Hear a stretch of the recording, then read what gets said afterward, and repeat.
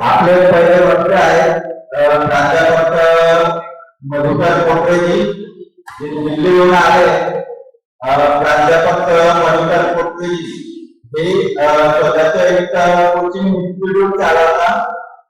Coaching institute मध्ये जे IAS IPS चे जे शिक्षण घेतात असे विद्यार्थी त्यांच्याकडे शिक्षण घेत आहेत.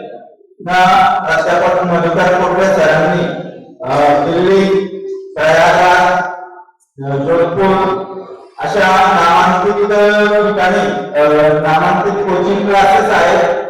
त्या ठिकाणी ते जाऊन मार्गदर्शन करत असतात. प्राध्यापक मधुकर कोटरे सरांची एक सेशन घेतात.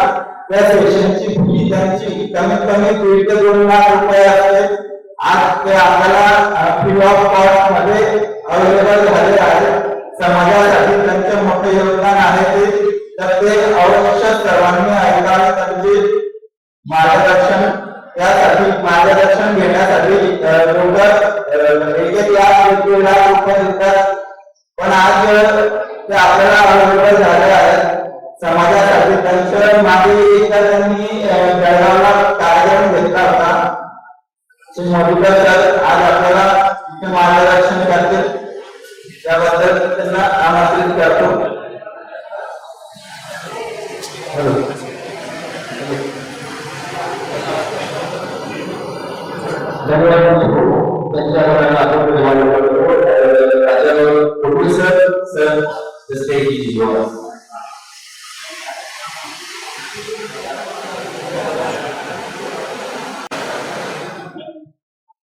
नमस्कार.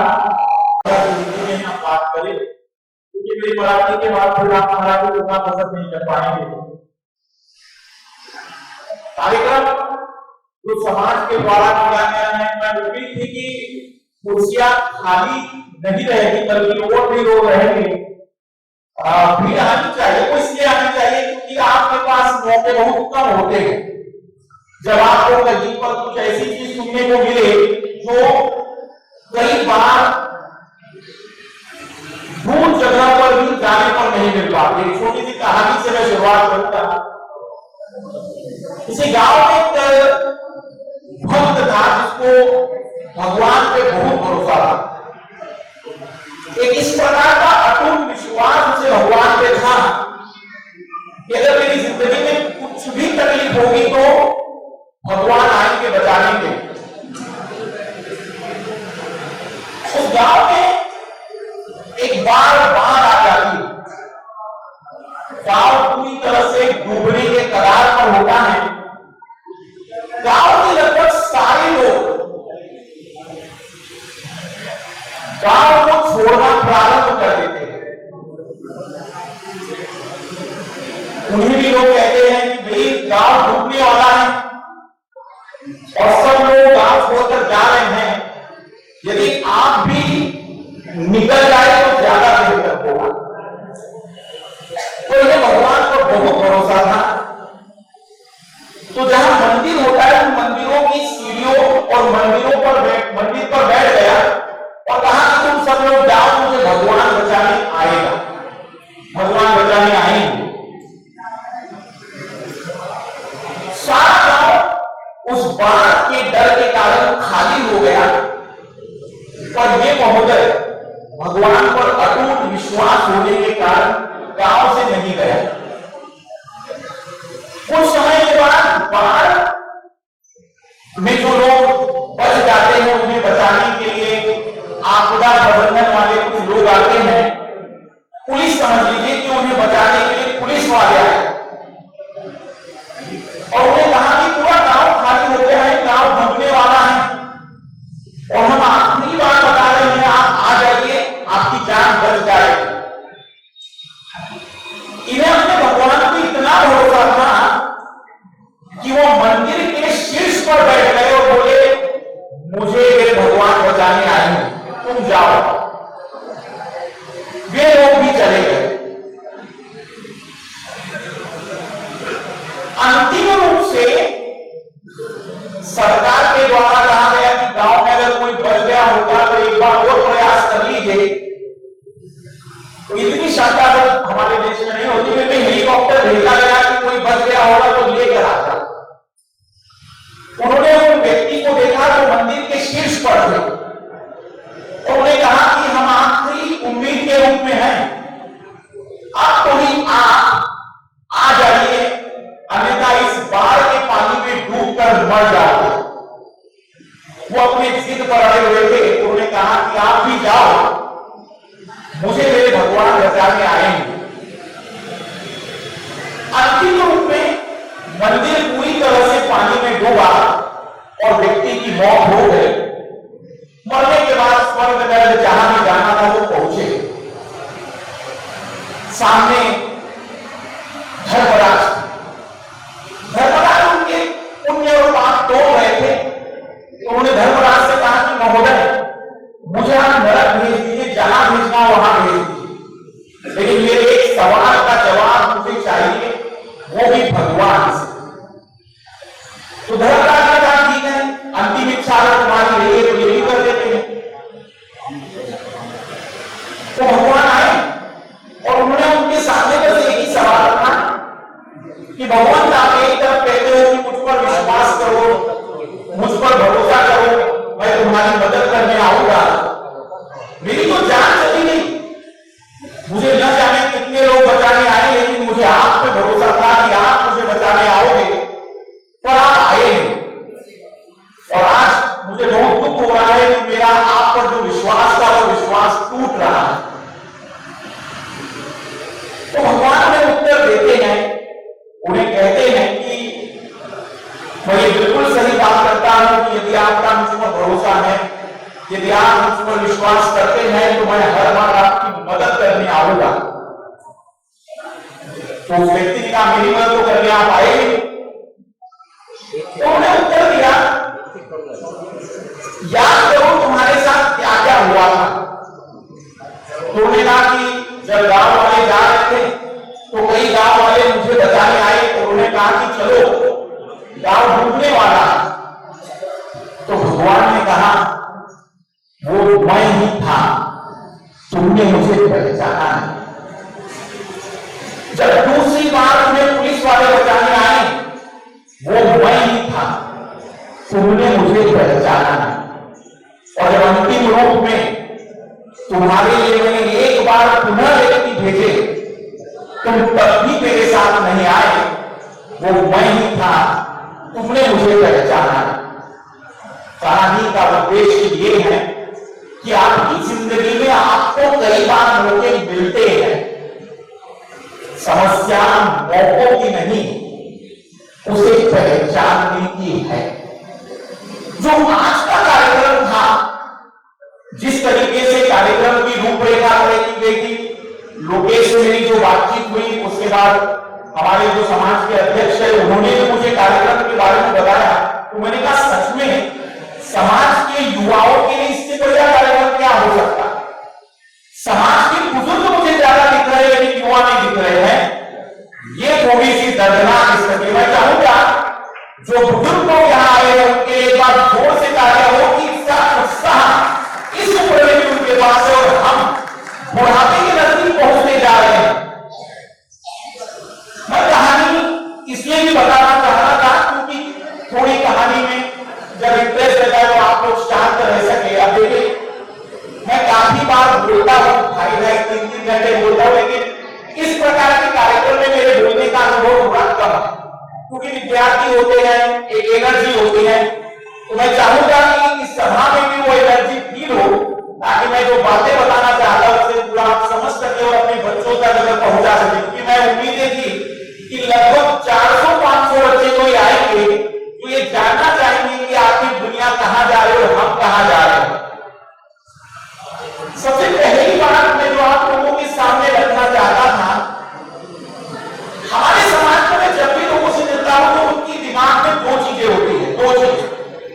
जैसे कभी अच्छी विद्यार्थी भी है अपने समाज में, बहुत अच्छी विद्यार्थी भी, मैं उनसे पूछता हूं कि अगर आप यूपीएससी की तैयारी, तो वो कहते हैं कि सर इसमें अगर सिलेक्शन नहीं हुआ तो क्या होगा। तो वो हमेशा एक विकल्प लेकर चलते हैं कि अगर ये नहीं हुआ तो मैं ये करूंगा, या ये नहीं हुआ तो ये करूंगा।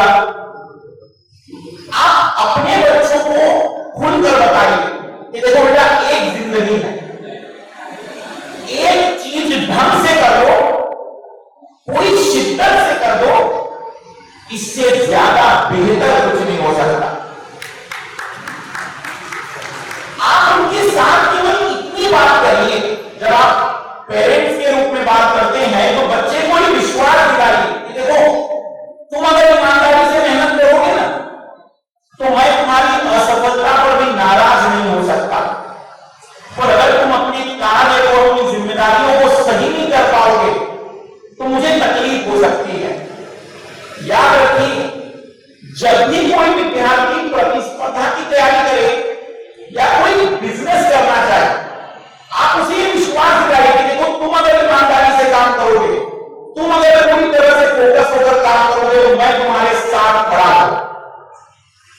और ये जिम्मेदारी आपकी इसलिए बनती है क्योंकि हमारे यहाँ पर बच्चा जब कुछ नया करने जाता है तो डर रहता है। मैं आपको अपनी बात बताऊं कि जब मैं प्रतिस्पर्धाओं की तैयारी करने के लिए उतरा, जब मैं पहली बार दिल्ली गया तो उस समय शायद मेरे खानदान में किसी ने आईएएस का फॉर्म नहीं जाना था, मैं परीक्षा देने के लिए निकला था। लेकिन एक चीज अच्छी थी हमारे घर कि जो भी करो आप अपनी ईमानदारी से करो, हमारा पूरा सपोर्ट रहेगा। ये शब्द बहुत बड़ी चीज होती है जो शायद पेरेंट्स को नहीं लगता कि इतनी इंपॉर्टेंट है, लेकिन उस बच्चे के लिए बहुत सपोर्ट वाली होती है। तो अपने बच्चे को पहली बात बताइए कि ये दो कश्मकश वाली बातों को खत्म करो कि मैं पीएचडी भी कर लेता हूं, मैं बिजनेस भी कर लेता हूं, मैं तैयारी भी कर लेता हूं। उसे आज जाकर कहो, एक काम ढंग से कर दो। देखो, एक छोटी सी बात है, जो बाटा का मालिक होगा, बाटा जूते चप्पल बनाने वाली कंपनी है, देखा जाए तो मोची का काम कर रहा है। हमारे समाज में हम जानते हैं कि मोची को हम किस अहमियत में मानते हैं, लेकिन उस व्यक्ति की अहमियत आज दुनिया में बहुत बड़ी है। काम किस लेवल का कर रहे हैं ये ज्यादा इंपॉर्टेंट है, काम कौन सा कर रहे हैं ये इंपॉर्टेंट नहीं है। इसलिए बच्चे से कहिए कि तुम अगर दुकान भी चलाना चाहते हो, तुम अगर कोई बिजनेस भी करना चाहते हो तो पूरी श्रद्धा और पूरी ईमानदारी से करो, पहचान मिलेगी। मैंने जब शुरुआत में बच्चों को पढ़ाने शुरू किया था तो मुझे ये उम्मीद तो नहीं थी कि भारत में ऑल इंडिया लेवल पे जहां पर भी मैं जाऊंगा मुझे एक पहचान मिलेगी, क्योंकि लोग तो कहते थे बच्चों को पढ़ा रहे हैं, और क्या उस काम को शिद्दत से नहीं किया होगा तो यहां तक पहुंचने की मेरी यात्रा आप तक नहीं पहुंची होगी। तो पहली बात जो मैं आप लोगों से कहना चाहूंगा कि अपने बच्चे को अपने आसपास के परिचय के लोगों से कहिए, और अगर आप खुद कुछ भी कर रहे हैं तो स्पष्ट करिए, एक काम सही ढंग से अगर कर लेंगे तो दुनिया में नाम तो तब भी हो जाएगा।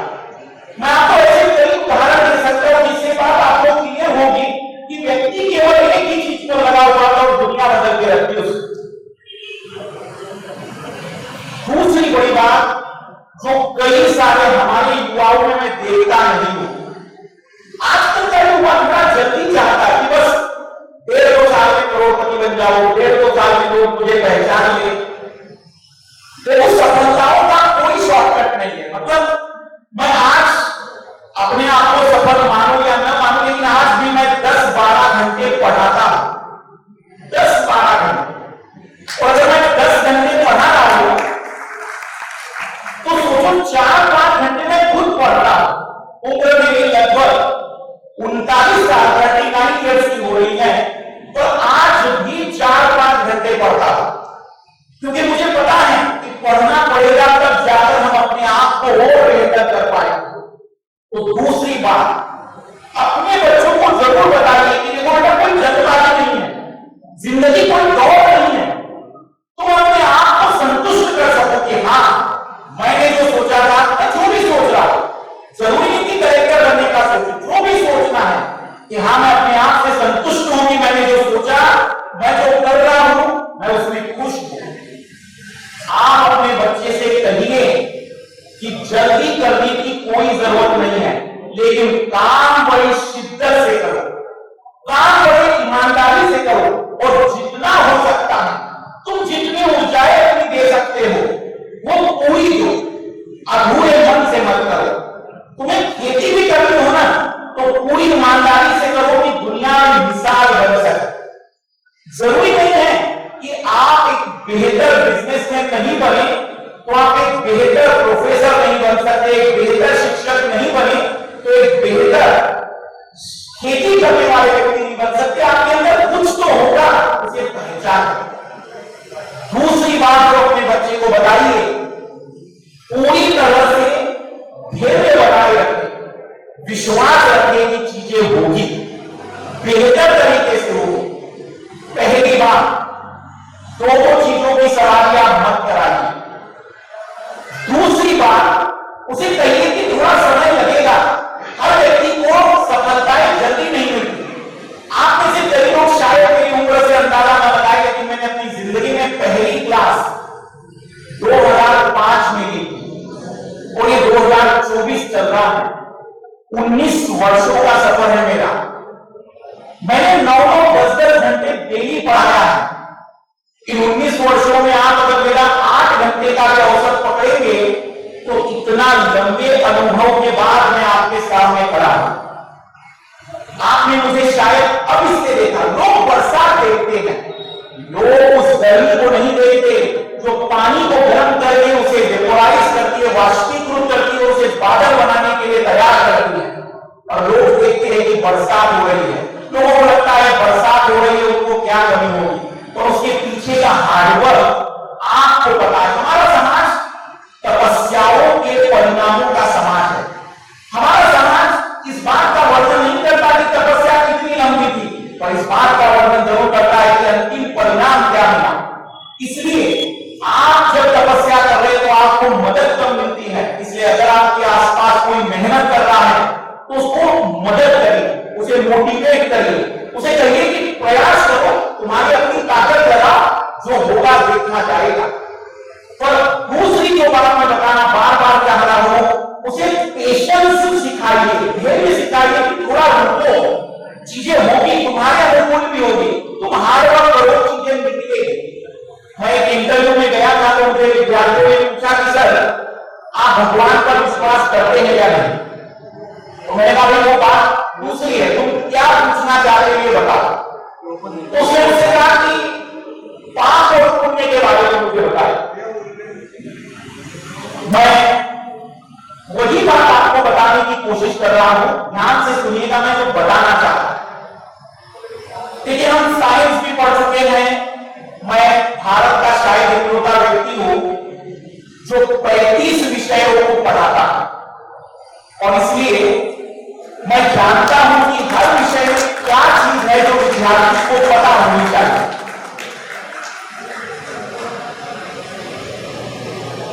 तो मुझे विद्यार्थी ने पूछा कि पाप और पुण्य क्या होगा, तो मैंने कहा वास्तविक रूप में पाप और पुण्य से ज्यादा जरूरी है तुम क्या सोच रहे हो। तुम जब कोई कार्य करते हो तो उस समय तुम्हारे मन में नकारात्मक विचार आते हैं कि सकारात्मक, तुम अच्छा सोच पा रहे हो कि बुरा। मैंने उन्हें स्पष्ट रूप से कहा कि मेरे अनुसार यदि पूछो तो ये पूरी दुनिया, ये पूरी कायनात केवल एनर्जी है, ऊर्जा है, ऊर्जा। ये जो स्टेज, ये मेरी बॉडी, ये जो पूरी संरचनाएं दिख रही है, ये कुछ भी नहीं है, केवल एनर्जी है, ऊर्जा। जब मैं कोई कार्य करता हूं, जब मैं कोई भी मेहनत करता हूं, जब मैं कोई भी कर्तव्य पूरा करता हूं, तो मेरे शरीर से ऊर्जा निकलती है। ये इस यूनिवर्स में, इस ब्रह्मांड में वो ऊर्जा जाती है और किसी न किसी सतह से टकराकर वापिस आती है। अब यदि वो कार्य करते समय मैं अपने आप को बुरा सोच रहा था कि अच्छा काम नहीं है, तो जब वो ऊर्जा टकराकर वापिस आएगी तो मेरे साथ अच्छा नहीं हो पाएगा। इसीलिए आपको लगता है कि आपने पाप किया था, इसलिए आपको पाप करना पड़ता है। अगर आपने काम करते समय अच्छा सोचा था तो आपको वो ऊर्जा भी पॉजिटिव वे में लौट कर आएगी और आपकी जिंदगी में बेहतर परिणाम लाएगी। मैं ये बताना चाहता हूं कि जरूरी है कि आप किसी कार्य को करते समय कितने पॉजिटिव वे में काम कर रहे हैं। जैसे मैं जब इस सभा में निकला था, उत्साहित होकर निकला था कि आज मुझे अपने समाज के युवाओं से मिलने का मौका मिलेगा, तो मैं पुनः उत्साहित हूं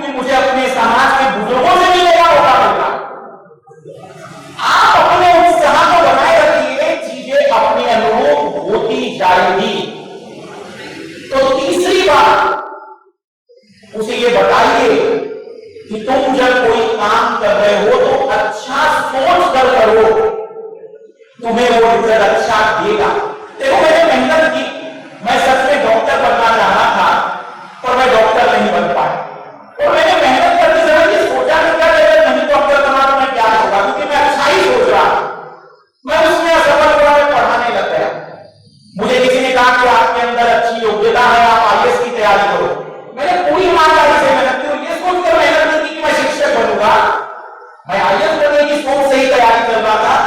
लेकिन वहां जब परिणाम नहीं मिले तो शायद वही लंबे अनुभव ने मुझे आज खड़ा किया आप लोगों के सामने कि मैं आज भी एक बेहतर तरीके से चीजों को समझा पाता।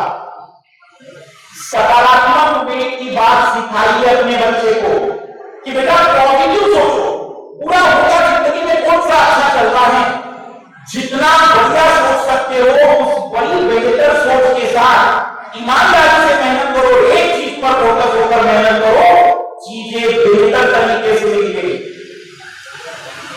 जो बिजनेस करना चाह रहे हैं, जो भी काम करना चाह रहे हैं, चीजों को जितना आप फोकस होकर करेंगे बेहतर होता चला जाएगा।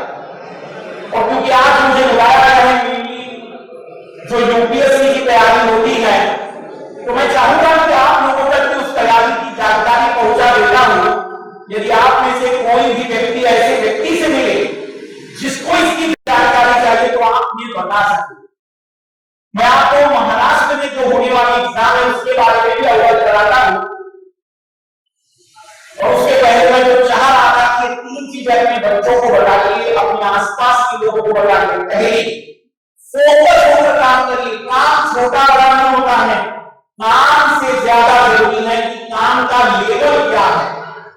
एक सरपंच की बात बता रहा हूं, छवि राजावत, एक महिला सरपंच है राजस्थान की। इस महिला सरपंच को दुनिया के बड़े बड़े प्रधानमंत्री जानते हैं, है तो सरपंच लेकिन दुनिया के प्रधानमंत्री जानते हैं, क्योंकि उसने जो काम अपने गांव में करके दिखाया वो दुनिया में कई लोग नहीं कर पाए। काम कौन सा है वो इंपॉर्टेंट। सरपंच, आप जानते हैं कि कई सांसद मंत्रियों को लोग नहीं जानते, सरपंच को दुनिया के प्रधानमंत्री तक जानते हैं। काम के लेवल को देखते हैं। महाराष्ट्र का उदाहरण दूं, विलासराव देशमुख जी भारत के इकलौते ऐसे व्यक्ति हैं जो सरपंच बन के मुख्यमंत्री और केंद्रीय मंत्री बने हैं। तो ये सोचकर थोड़ी बैठे थे कि सरपंच के बाद आगे क्या होगा, काम के लेवल पर गौर करें। अब मैं चाहता हूं कि आप थोड़ा सा इस कॉम्पिटिटिव एग्जाम के बारे में समझेगा। मैं जिसके बारे में बताना चाहता हूं, शायद आपके बच्चे, आपकी आने वाली पीढ़ियां उस एग्जाम को अगर देना चाहें तो उसे थोड़ा बेहतर तरीके से समझ सके।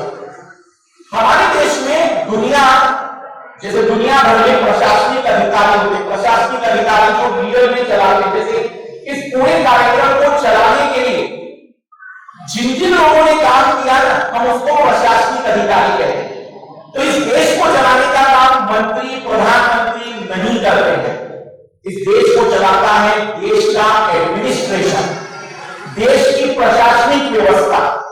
और इस प्रशासनिक व्यवस्था में आपको उस पद के बारे में बता रहा हूं जो सबसे बड़ा पद माना जाता है किसी भी प्रकार के जिले स्तर पर, जिसकी बात हम करते हैं कलेक्टर। सबसे पहली बात कि इस परीक्षा की तैयारी, इस परीक्षा को आईएएस की तैयारी के नाम से लोग जानते हैं। आप में से कई लोग जानते होंगे, इंडियन एडमिनिस्ट्रेटिव सर्विसेज नाम की परीक्षा इसको कह देते हैं, लेकिन क्योंकि मैं इसमें लंबे समय से पढ़ाता हूं तो इसको हम रियल में सिविल सर्विस एग्जाम कहते हैं। इसे वास्तविक रूप में हम कहते हैं कि यह एक सिविल सर्विस एग्जाम है। इस तैयारी में पूरे 1 साल का समय परीक्षा में लगता है। पहली बार जो पहली एग्जाम होती है वो मई के महीने में होती है, जो दूसरी एग्जाम इसकी होती है वह नवंबर, अक्टूबर, सितंबर के महीने में होती है, और जो तीसरा लेवल होता है वो फरवरी, मार्च में होता है। और अगले साल अप्रैल में व्यक्ति को पता चल जाता है कि वो चयनित हुआ या नहीं चयनित हुआ। लेकिन जानने की बात क्या है, दुनिया की कठिनतम परीक्षा है ये। जानने की बात ये है, पहली परीक्षा में 8 लाख विद्यार्थी बैठते हैं।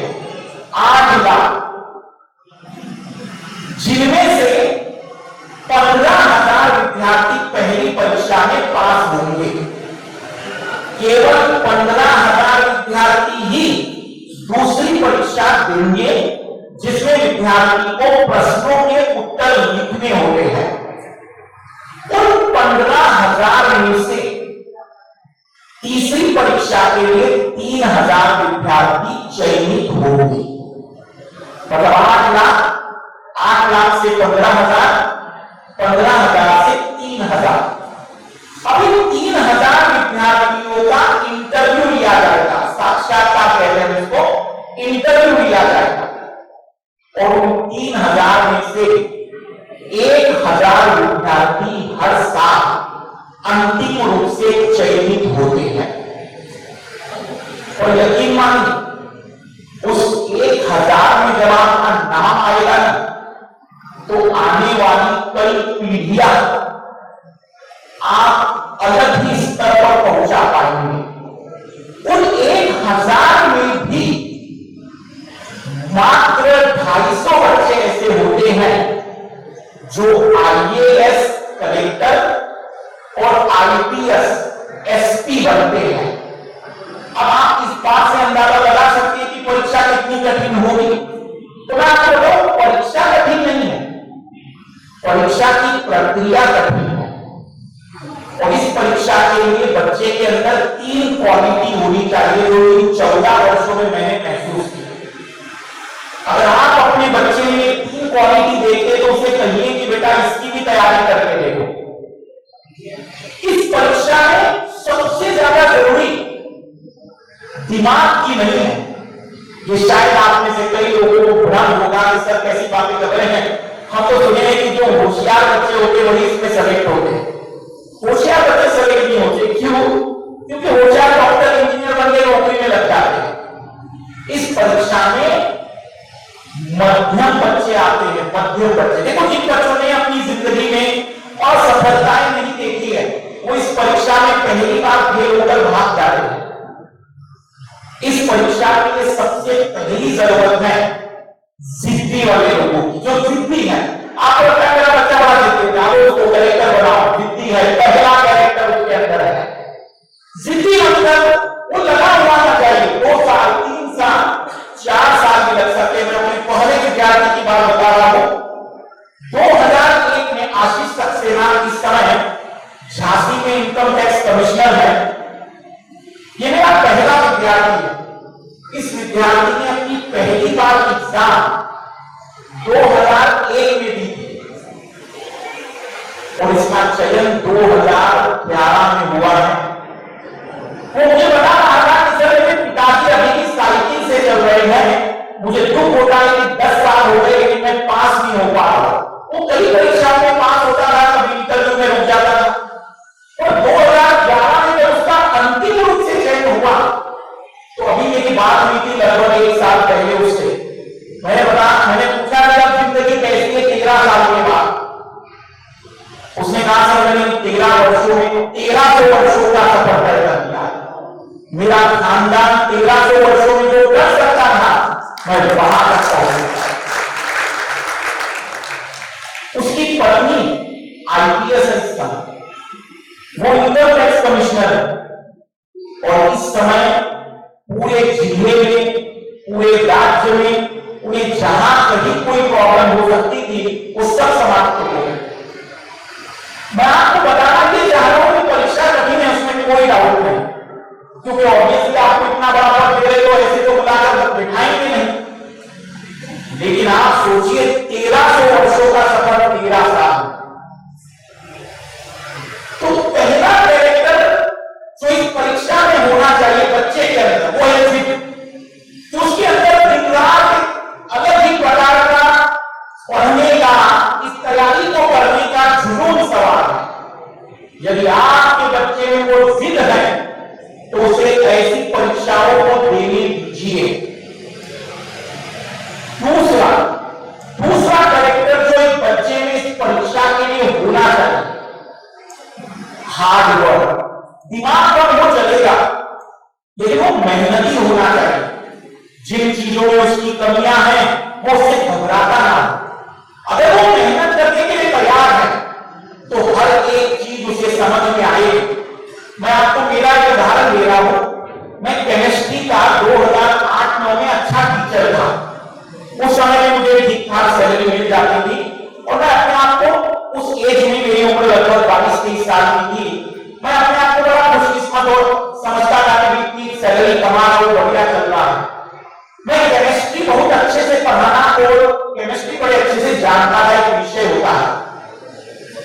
और जब मैं पहली बार आईएएस की तैयारी के लिए गया तो एक शिक्षक थे जो एक विषय पढ़ा रहे थे, इकोनॉमिक्स, पैसा कैसे छपता है, भारत में पैसे का प्रवाह कैसे होता है, बैंक कैसे काम करती है, सरकार कैसे काम करती है।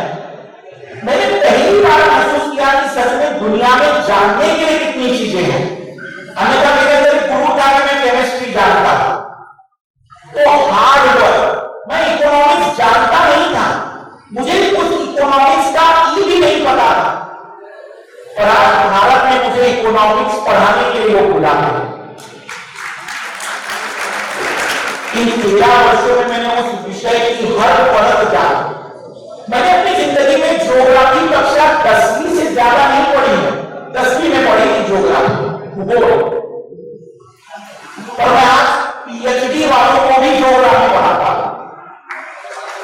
पीएचडी मतलब आखिरी डिग्री, उससे ज्यादा ज्योग्राफी किसी को नहीं पता होगा, पता है भी ज्योग्राफी पढ़ा। ये कारण क्या है? Hard work. मैं बचपन से तो पढ़ के नहीं आया था, मेरे खानदान में गणित के लोग बैठे, मेरे भाई, मेरे बहन, मेरे पिता गणित के अच्छे जानकार है, गणित बहुत अच्छा आता है, और मैंने इन सारे विषयों को जीरो से जाना, और आज हर विषय में अगर मेरी एक पहचान बन पाती है तो वो केवल है हार्ड वर्क। मैं कहता हूं यदि मुझे किसी को हराना है तो मुझसे बेहतर मेहनत कर दो तो मुझे एक झटके में हरा दोगे। केवल हार्ड वर्क ही वो चीज है जो आपकी जीत को तय करती है। अपने बच्चे के लिए मेहनत करने वाले गुण दिख रहे हैं, आपको लग रहा है कि मेरे बच्चे में ये गुण है, उसे कहिए कि आओ इस परीक्षा में, क्योंकि ये परीक्षा तुम्हारी नहीं, तुम्हारी पूरी आने वाली पीढ़ियों को बदलने की ताकत रखती है। तो पहली क्वालिटी जो आपके बच्चे को में पहचाननी है वो है जिद होना, जिद्दी रहना चाहिए। देखो इसमें जो लोग जिद्दी नहीं होते वो एक बार फेल हो गए निकल जाते हैं। इस परीक्षा में कई बार दूसरी बार में फेल होता है, तीसरी बार में होता है, समय लगता है। और दूसरा हार्ड वर्क, यदि उसके अंदर हार्ड वर्क है ना तो वो आराम से इस परीक्षा को निकाल देगा। और तीसरी सबसे महत्वपूर्ण क्वालिटी बता रहा हूं, बहुत महत्वपूर्ण, सुनने की ताकत। आजकल समाज कहो, देश कहो, मैं हर जगह देखता हूं लोग सुनना कम चाहते हैं, बताना ज्यादा चाहते हैं। सुनते हैं कम भर, बताते हैं टन भर। सुनने की काबिलियत अगर उसके अंदर है, वो सुनता है आपको, अपने परिवार के लोगों को, पड़ोसियों को, उसके अंदर सुनने का गुण है। वो जानता है कि कहीं ना कहीं कुछ तो मुझे मिल रहा होगा। यदि उसके अंदर ये गुण है तो आप उसे बोल दीजिए कि तुमसे बेहतर आईएएस भारत को नहीं मिलेगा। जिद, मेहनत, हार्डवर्क और सुनने की काबिलियत। मैं जितने भी युवा लोग हैं मैं कहूंगा कि उन्हें ये बताइए, और ऐसा नहीं कि आईएएस की तैयारी, आप इन 3 चीजों को कहीं पर भी लगा दीजिए, कहीं पर भी। आप एक बिजनेस करना चाहते हैं, एक बेहतर बिजनेसमैन बनकर उभरेंगे। मेरी अगर आप कहें कि सर आप यहां तक पहुंचे, मुझे लगता है मेरे 3 क्वालिटी। मैं सुनता रहूं, जितना हो सके सुनिए, सब्जी वाले की भी सुनिए। अरे मैं ड्राइवर के साथ आया तो ड्राइवर की बात को सोचा, क्योंकि मुझे पता चले कि उस लेवल का व्यक्ति क्या सोचता है, उसकी जरूरतें क्या है, ताकि जब मैं किसी बच्चे को पढ़ाऊं तो उसे बता सकूं कि एक गरीब व्यक्ति की जरूरत क्या होगी। और अपने बच्चे को ज्यादा इधर-उधर के उदाहरण मत दीजिए, आपके आसपास में बहुत अच्छे उदाहरण हैं। मैं देखो गांव में रहा हूं, मैं आपको बताऊं कि जिस सुविधाओं के साथ आज मैं जीवन यापन करता हूं, मुझे लगता है मैं उन सारी सुविधाओं के बराबर का काम नहीं करता हूं। मैं आपको एक छोटा सा उदाहरण देता हूं, आपका ही है, मैं कहीं से नहीं लाया हूं, आपका उदाहरण है। मैंने गांव में महिलाओं को देखा है बारीकी से। आप एक गांव की महिला को देखिए, वो सुबह 4:30 और 5 बजे उठती है। उसे कोई बहुत बड़ी नौकरी नहीं है, उसे कोई बहुत बड़ा सम्मान समाज परिवार नहीं दे रहा है। वो सुबह उठ रही है अपनी जिम्मेदारी को मानते हुए कि ये मेरा घर और मेरे परिवार, मेरे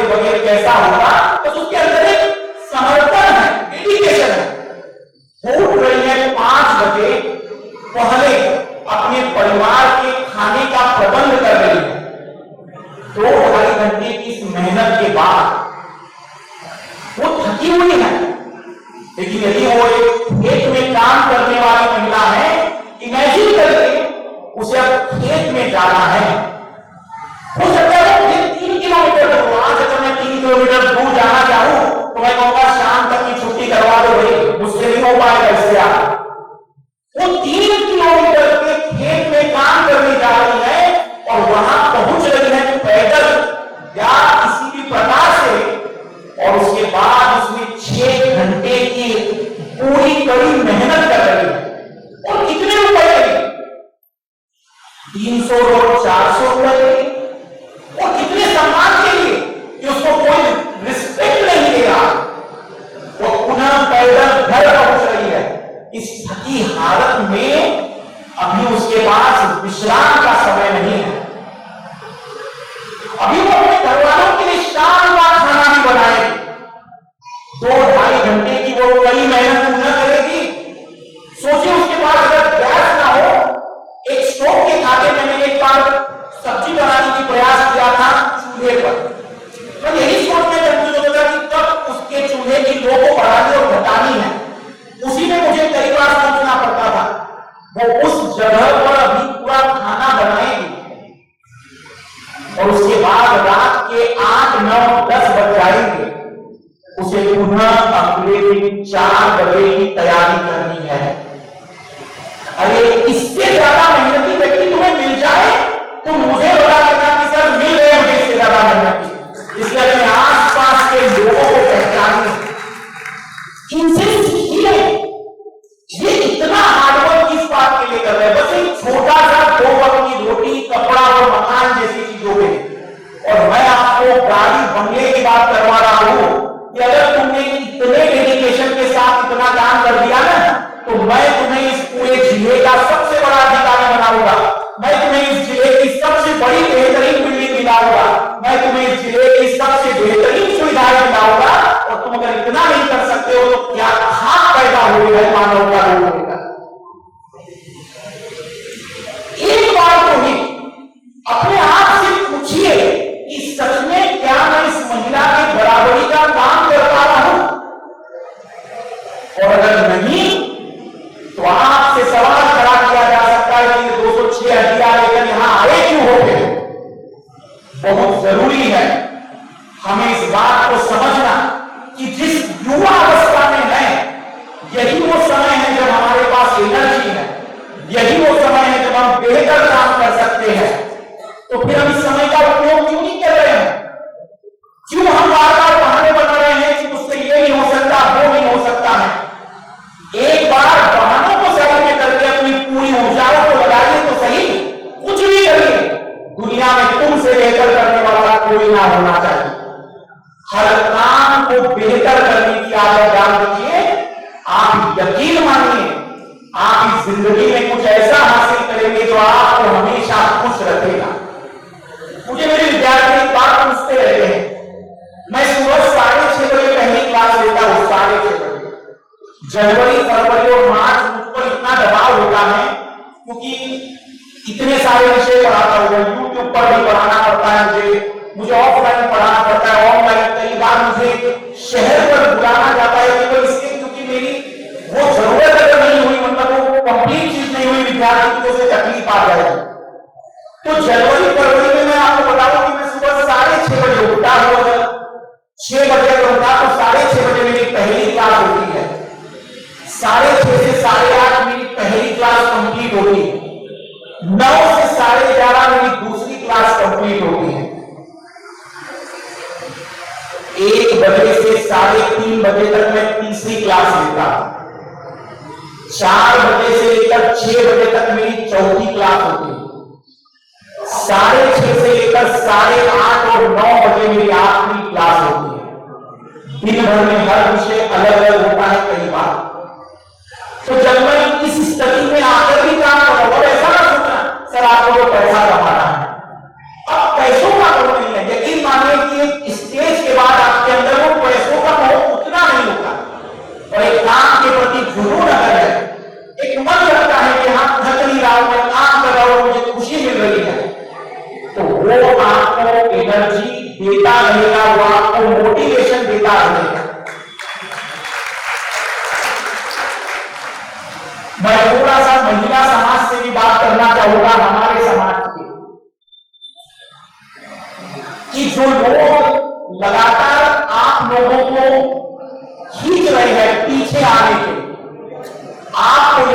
जवाब देना है तो अपनी जबान से मत दीजिए, आप अपनी मेहनत करके दिखा दीजिए। यकीन मानिए, एक लड़का कलेक्टर बनेगा ना, एक लड़का, तो शायद वह 10-20 लोगों को मोटिवेट करेगा, लेकिन मेरे समाज की अगर एक दादी कलेक्टर बन गई है, पूरे समाज को हिलाकर रखने के कार्य करती है। इसलिए मैं पहली उम्मीद लड़कियों से करता हूं कि आप चलिए ना, आप प्रयास करिए, तैयारी करिए। कई सारी लड़कियां अब कहती हैं कि सर 2 साल की तैयारी हुई, फिर घर वाले कह रहे हैं कि शादी गोटा की तैयारी, वो कहेंगे क्योंकि वो माता पिता है, उनकी सामाजिक दायित्व है। और तुम इतनी मेहनत करो कि उन्हें फील हो कि मेरी लड़की पूरी ईमानदारी से पढ़ रही है, मैं एक ऐसा टूना ढूंढूं जो मेरी लड़की को पढ़ने में मदद करेगा। और ये तुम्हारे अंदर दिखना चाहिए।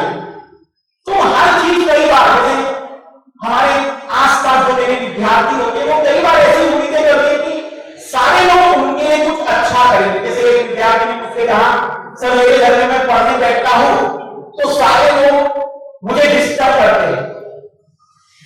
मैंने कहा सच सच बताओ, तुम पढ़ने बैठते हो कि कुछ और कार्य करने बैठते हो? क्योंकि मैंने ऐसा परिवार को नहीं देखा कि बच्चा पूरी ईमानदारी से मेहनत कर रहा हो और जबरदस्ती उसको कोई परेशान कर। आप अपनी जिद पकड़िए, इंतजार करिए लोगों की सोच बदलने का। जैसे कोई परिवार में आपसे कहे कि तुम पढ़ते नहीं हो, इतना पढ़ते दिखाओ तो तुम्हारे आकर पास आकर कहे कि बेटा थोड़ा सो जाओ, थोड़ा आराम कर लो, क्योंकि तुम दिन रात पढ़ रहे हो। तुम्हारे घरवाले जैसे तुमसे देखे पढ़ते नहीं हो, तुम उल्टा नाराज हो जाते हो, आज मम्मी ने मुझे ऐसा कैसे कह दिया कि मैं पढ़ती नहीं हूं, पढ़ता नहीं। अरे कहां उनका हक है, उन्हें कहने दीजिए। कोई आप पर शक करता है कि आपसे सिलेक्शन नहीं होगा, आप उनकी नाराजगी क्यों हो रहे हो? आप अपने आप को और मजबूत करोगे। देखा, सबका हिसाब होगी। जैसे कोई लड़का और लड़की, अगर मेरी बात ध्यान से सुने, कोई भी आपको रोकने की कोशिश करे तैयारी करने से, लिस्ट बनाया करो। पहले नंबर पर पड़ोसी से बदला लेना है, दूसरे नंबर पर मामा जी से बदला लेना है, मौसी बहुत बोलती है, सभी को जब चयन हो जाएगा तब बोल देना। पर सच्चाई बताओ, जब तुम सेलेक्ट हो जाओगे ना, इन सब की नाराजगी भूल जाओगे, तो लोगों उन्होंने भी मुझे मोटिवेशन दिया, तो ये सभी भी भाग सकता है। आपको तैयारी इस क्षेत्र में करने को किसी से बदला लेने के मत करना कि मुझे फलाने से बदला लेना है, मेरी जमीन छीन ली थी, कुछ नहीं रखा हुआ। मैं आपको एक उदाहरण दे रहा हूं। मेरा एक विद्यार्थी 2014 में आईएएस बना, तो उसने मुझे बात जो बताई, मुझे लगा कि सच में हम कितने अच्छे क्षेत्र में रहते हैं। वो बिहार का विद्यार्थी था। उसने कहा सर 1995 में गांव का जो सरपंच था, उसने उनकी पूरी जमीन हड़प ली थी, और जब उन्होंने इस बात का विरोध किया तो उनके पिता की हत्या कर दी गई। तो मैंने उस विद्यार्थी से कहा कि ऐसा कैसा गांव है, मतलब मैंने अपने गांव में, अपने आसपास इतना बुरा नहीं देखा। मैंने कहा कितने अच्छे क्षेत्र में रहा है, मैं अपने आप को धन्यवाद देता हूं कि जलगांव, बुरहानपुर, ये जो क्षेत्र है, कितने सुकून और शांति से रहते हैं हम लोग। पर मैं जो बात बताना चाह रहा हूं आपको अचरज में डालेगी कि 2014 में जब उसका सिलेक्शन हुआ और वहां के अखबार में आया कि महोदय ये फलाना व्यक्ति अब कलेक्टर बन चुका है, तो उस विद्यार्थी ने मुझे बताया कि सर सुबह के समय सरपंच का पूरा परिवार सारे कागजात लेकर गिर गया और माफी मांगते हुए आया। और मेरी माता ने कहा कि चलो कोई बात नहीं, जो हुआ वो हुआ। लेकिन आप देखिए, केवल एक सिलेक्शन में उसके पूरे घर के जितने प्रॉब्लम थे एक दिन में हल कर देंगे। वो ये सोच कर सेलेक्ट हो रहा था कि मुझे बदला लेना है, पर वो समस्याएं अपने आप हल हो गई। मैं आपको ये बताना चाहता हूं कि ये इतनी खूबसूरत एग्जाम है, ये इतना बेहतरीन कि आपकी सारी समस्याएं खत्म कर देता है। अब एक आखिरी और बड़ी महत्वपूर्ण बात बताना चाहूंगा। जब आपके बच्चे को ये तैयारी करने के लिए आप कह रहे हैं तो केवल एक परीक्षा देने के लिए मत कहना। आप कहेंगे सर अभी तो आप कह रहे थे कि एक परीक्षा आप कह रहे थे इसी परीक्षा मत देने। इसके जैसी कई परीक्षाएं और होती है, जैसे महाराष्ट्र में एमपीएससी नाम से परीक्षा होती है और अच्छी बात है कि इतना कंपटीशन नहीं है लोग यहाँ कंपटीशन में, लेकिन उतने नहीं है जितने की बाकी जगहों पर। उन्हें एमपीएससी भी देने के लिए कहिए, उन्हें कहिए कि अगर वो दूसरा एग्जाम देना चाहे तो बहुत से ऐसे एग्जाम हैं जो उसी परीक्षा की तैयारी से पास हो सकते हैं। मैं ये कहना चाह रहा हूं कि एक परीक्षा की तैयारी अगर आपकी ईमानदारी से कर ली तो आप अपनी बाकी परीक्षाओं में भी आसानी से सफलता प्राप्त कर सकते हैं। आपको एक परीक्षा सही ढंग से तैयार करनी है, क्योंकि जरूरत है एक बार पूरी ताकत से। अब एक आखिरी जो बात जरूरी है, समय कितना लगता है इस पूरी तैयारी में। तो सच्चाई बता दे रहा हूं मैं, कोई कुछ भी कहे, आप यदि इस परीक्षा के लिए अपने बच्चे को तैयार कर रहे हैं तो दिमाग में 2 से 3 साल का समय लीजिएगा। ये 4-6 महीने की तैयारी से होने वाला समीक्षण नहीं है। लगभग 2 से 3 साल मिनिमम समय लगता है, क्योंकि 15 महीने तो हम ले लेते हैं उसकी तैयारी कराने में, कोर्स कंप्लीट कराने में। इतना बड़ा सिलेबस है, 1 साल एग्जाम लेने वाला पूरा ले लेता है, तो 2 से 3 साल का समय इस परीक्षा में लगता है। और इस परीक्षा में चयन के बाद दुनिया बदल जाएगी। कलेक्टर का पद आप लोगों के लिए बड़ा होगा, पर क्योंकि मैं इस एग्जाम के पास रहता हूं, बहुत छोटा पद है वो कलेक्टर। मैं आपको जो बताना चाह रहा हूं उस पर गौर करिएगा। अगर आपका बच्चा 22 से लेकर 27 साल की उम्र में कलेक्टर बन गया तो उसकी सर्विस 35 साल की सर्विस है उसकी। प्रमोशन होते होते वह सेक्रेटरी बनता है। सेक्रेटरी क्या होता है? मुख्यमंत्री का सेक्रेटरी, मुख्यमंत्री का सचिव, प्रधानमंत्री का सचिव, पूरे मंत्रियों के सचिव। और वो जो पद होता है उससे ज्यादा ताकतवर पद पूरी दुनिया में नहीं है।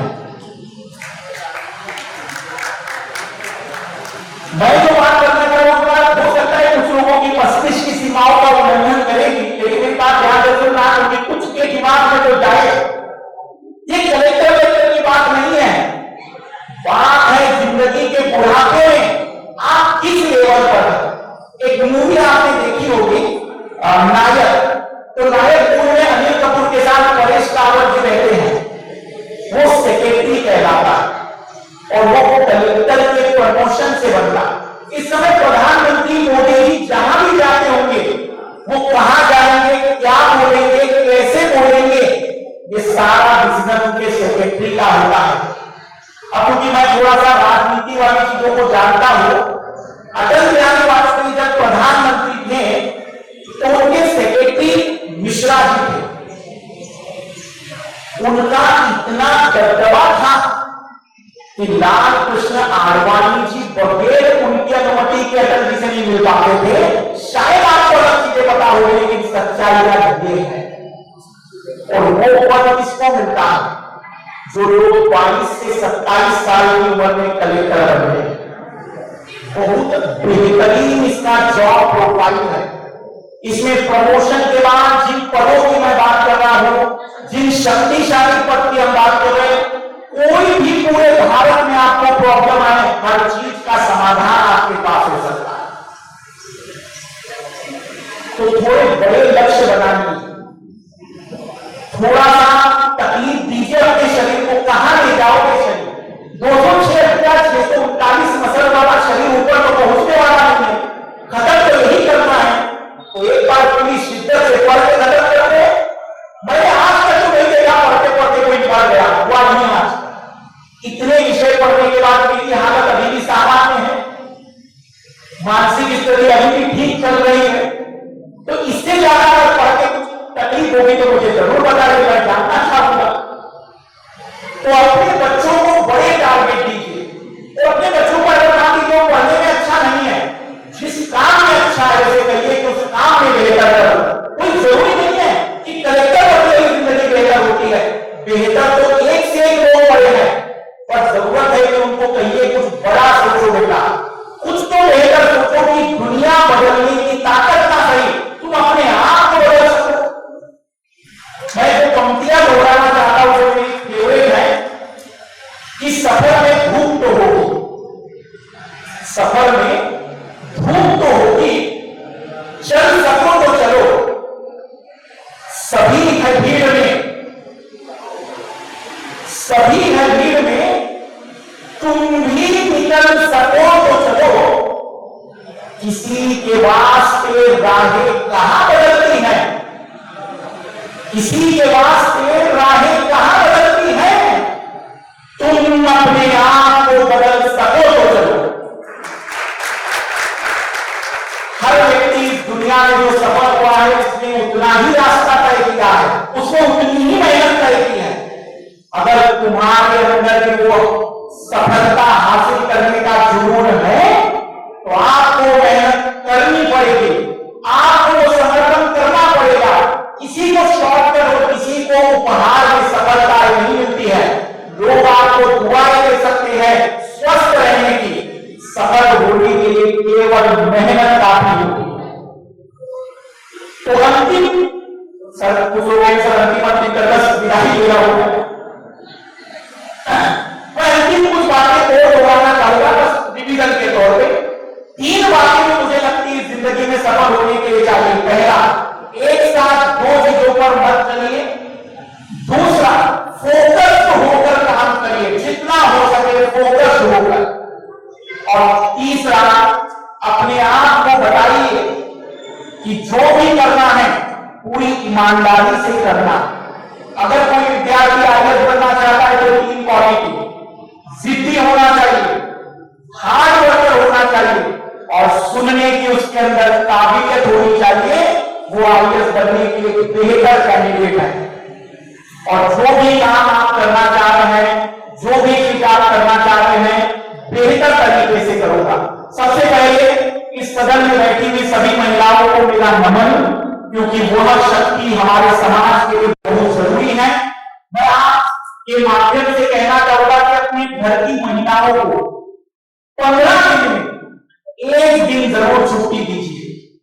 1 दिन जिस समय वो घर के किचन में प्रवेश ना करें, क्योंकि पुरुषों को छुट्टियां मिल रही है लेकिन महिलाओं को छुट्टियां नहीं मिल रही है, उनका हक है। अगर शुरुआत में 15 दिन में नहीं दे सकते हैं तो एटलीस्ट 1 महीने में 1 दिन उन्हें घर के किचन में मत जाने दीजिए। उन्हें कहिए कि आप रेस्ट करिए, आप जहां कहेंगे वहां खाना आ जाएगा। उसके बाद मैं इस सदन में बैठे हुए जितने बुजुर्ग लोग हैं उन्हें नमन करता हूं और उन सभी लोगों का धन्यवाद करता हूं जिसमें हमारे समाज के अध्यक्ष महोदय जिनसे मेरी मुलाकात हुई, उन्होंने इतना मेहनत किया। आपको यकीन दिलाओ ये कार्यक्रम आपको जितना सरल लगता है नहीं होता। इन लोगों को पता होगा कि जिस दिन इन्होंने इस कार्यक्रम का सोचा होगा और आज जब कार्यक्रम हो रहा है, हर दिन उन्हें अपना 4-4, 5-5 घंटे देना पड़ा होगा। इन सभी लोगों के प्रति धन्यवाद व्यक्त करिएगा, इन सभी लोगों को मोटिवेट करिएगा कि वो आपके लिए ऐसे कार्यक्रम करते रहे, क्योंकि ऐसे कार्यक्रम करने वालों की संख्या कम हो रही है। जहां कोई अच्छा काम मिले आपका दायित्व बनता है कि उसको मोटिवेट करिए, क्योंकि अगर हम अच्छे कामों का समर्थन नहीं करेंगे तो बुरे काम अपने आप बढ़ेंगे और आप भी उतने ही जिम्मेदार हैं उस काम के लिए कि आपने अच्छे कार्यों का सपोर्ट नहीं किया। इसलिए इस कार्यक्रम के हर उस व्यक्ति को मैं धन्यवाद दूंगा जिसने इस कार्यक्रम को अंतिम लक्ष्य तक पहुंचाने में अपनी पूरी जी जान लगा दी। पुनः सभी लोगों को बहुत बहुत धन्यवाद। Best of luck. और जब भी अगर कोई जरूरत पड़े तो मैं रहता हूं, कोई भी ऐसी प्रॉब्लम किसी के मन में है तो आधे घंटे के बाद मैं निकलूंगा। आप अपनी अगर कोई शंका है तो मुझसे पूछ लीजिए। पुनः सभी को धन्यवाद। बेस्ट ऑफ आपल्यासाठी दिल्लीवर आणि सरांचे लेक्चर्स ऑनलाईन बघतो किंवा हे ऑफलाईन लेक्चर राहतात, तिथं कमीत कमी ऑडियन्स 2 ते 3,000 विद्यार्थी असतात, त्यामध्ये सरांचं लेक्चर होतं, ऑर्डर होत नाही।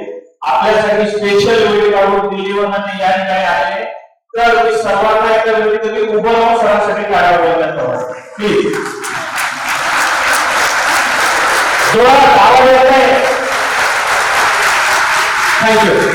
आणि मी महासंघाचे अध्यक्ष सुरेश महाडेकरांना विनंती करेन की आपल्यासाठी प्रत्येक वेळेस येतात आणि मार्गदर्शनाला आले, पण त्यांनी आपल्याला कार्यक्रमासाठी सुद्धा भरीव मदत केलेली आहे। म्हणजे फक्त समाजाचं देणं लागतं म्हणून ते आपल्यासाठी इच्छा करत आहेत, तर त्याचं मी अखिल भारतीय महासमितीच्या वतीने युवा समितीच्या वतीने सर्व योगदान देऊन त्याचं खूप खूप आभार मानतो। त्याचा आपण सत्कार करेल। मेरी मैरिज विद मधुकर जी, अभी आपने जो स्पीच दिया हम उसमें से एक गुण लेना चाहते हैं, वो है जीत और चिकाटी। अभी तो हमें कलेक्टर नहीं बनना है, लेकिन नेट में आओगे तो ये सब खुर्सियां भरी भी मिलेगी और कैंडिडेट जो खड़े मिलेंगे, इसलिए हम आपसे एक जीत लेते हैं कि हम आज खुर्सी खाली है, लेकिन नेट टाइम आपको जब भी प्रोवाइड करके ये खुर्सी खाली मिले।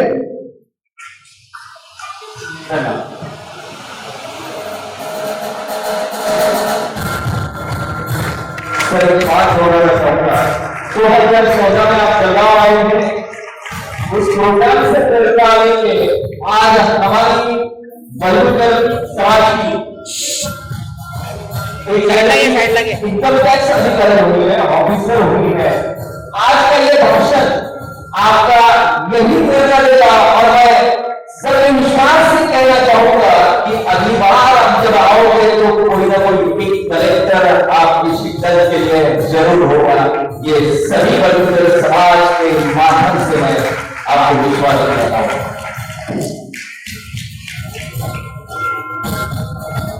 लाल दलदल हो, पाँव जमाए रखिए, हाथ खाली ही सही ऊपर उठाए रखिए।